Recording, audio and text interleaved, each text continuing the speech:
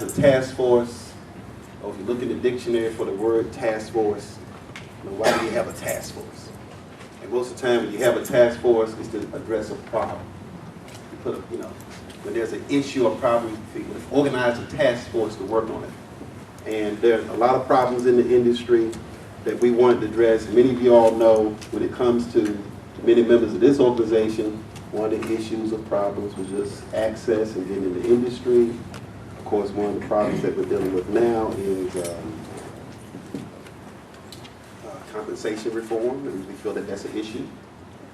And I think Stacy hit the nail on the head when she mentioned advocacy.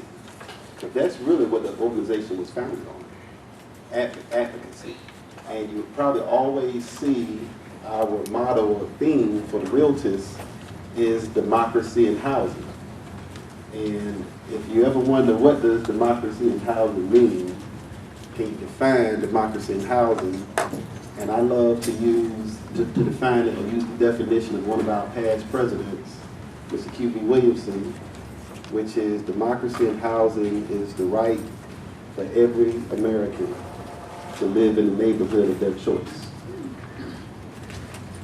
Would you agree with that? Yes. Every American has that right. And NAREB for over 6 decades have dealt with fair housing issues. And the way I want you all to connect what's going on in the REO industry with fair housing issues is that we all know that there has been a plethora of foreclosures that have affected our industry over the last 5 to 6 years in terms of the numbers being exponentially high. And now we see that shifting in terms of inventory is a lot less. And there's a reason for that. It's about 3 minutes. Your assessment of the market and REO and this issue of supply and how you see things have evolved, I would like for you all to kind of just set the tone with that conversation just a little bit first. Marcus, I know you're a standard answer, and you can get that if you like, but... More of the same. Okay, now, Mike, I didn't catch that. But I would like to start off with that. Unfortunately, we only have one microphone. Now, Marcus, I know you have a robust voice, and everybody will hear you. Mike, you're a little smoother, and you talk a little bit lower. So, I'm fine with that. I think that go ahead. Really, I guess if you're going to say the standard answer would be more of the same, and I think that Mike has different slant on it because he's met with some different people recently. But obviously you're aware of what's happening with the GSEs, that they're going to be disposing properties in bulk, and bulk has changed. Used to be that you would have to buy 500 or 1,000 pieces at a time. Now they're down to 50 and 100. They're selling these with deed restrictions now where they can't be resold from anywhere from 3 to 7 years.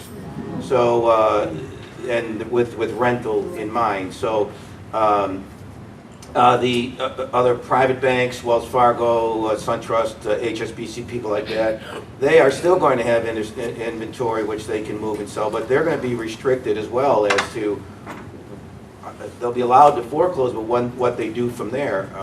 Recently, SunTrust was in town. We spoke with them, and they have government people right in their office that's looking at every single file. So it's really hard to say that there's going to be an uptick or not, or who's going to have more inventory.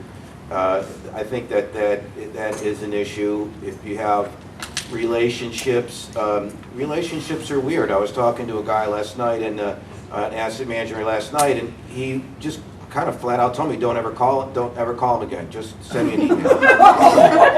He doesn't want to talk to anybody on the phone. And I think that that's a change, because a shame and a change is that before you used to be able to establish relationships with folks, talk to them on the phone, show them you care, different slants to issues. And now everything is becoming impersonal. And so I think that that's I guess a good and a bad thing. I think you still should try and call on the phone. I think you still should try and establish some kind of personal relationships with people if you can. But that is a trend, I think. something I could go into a little bit later, is that because of, say, the slowdown in inventory or issues with inventory, is that you have to develop new strategies within your business to develop different streams of income. And, you know, I guess as time goes on, we could discuss some of that, but those are a couple issues that I'm trying to work with. Thank you. Mike? If I just stand here, can you hear me? Yeah. If you can't, just raise your hand and I'll try to speak up a little bit. So, who's like me? Who watches the news at night and what's on TV and what we're experiencing day to day on the boots on the ground isn't the same thing? Right. Are we in the biggest foreclosure crisis in U.S. history? Yes.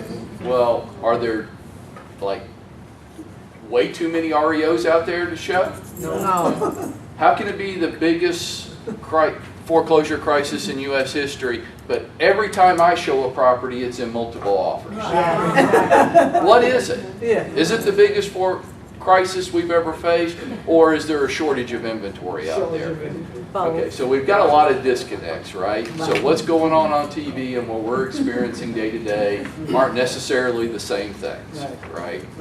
So, Jeff, your question was, what do we think as far as inventory going on? I'll tell you what I hear. I hear that job one is to limit foreclosures and evictions.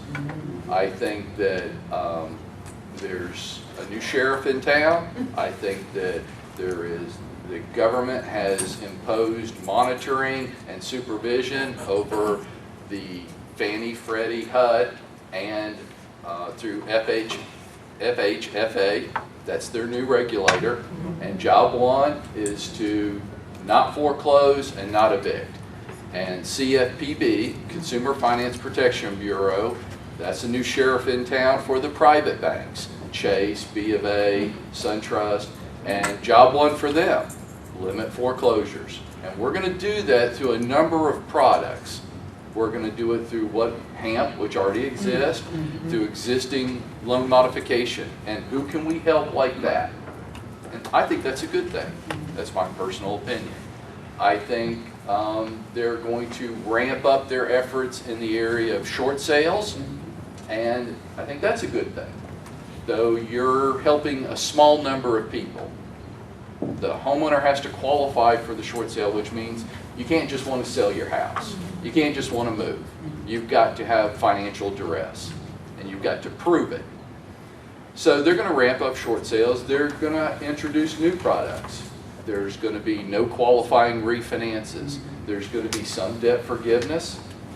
There's going to be a deed in lieu of foreclosure product that comes out that allows that homeowner to stay in the house and rent it back so they won't retain ownership. I think there's going to be a whole slew of products that come out in an effort to keep people in their homes. And I'm not going to argue about that. I think that's a good thing. I think how we pay for that will be the question, but that's going to be job one. I think the result to us, real estate agents, is going to be a continuing decline in REO inventory that's out there, and a whole new set of opportunities for us. So REO to rental, you mentioned that, that's going to be a tool for them that they're going to use. How successful is that? I don't know, but I think there's an opportunity for real estate agents to be involved in that business product. I think short sales will continue to be a significant part of our marketplace. I think we don't have to just look at it as one thing anymore. It's not just REO. We'll have to be aware and proficient in a number of different products and not just the REO. So does that answer your question? It does, and that's excellent.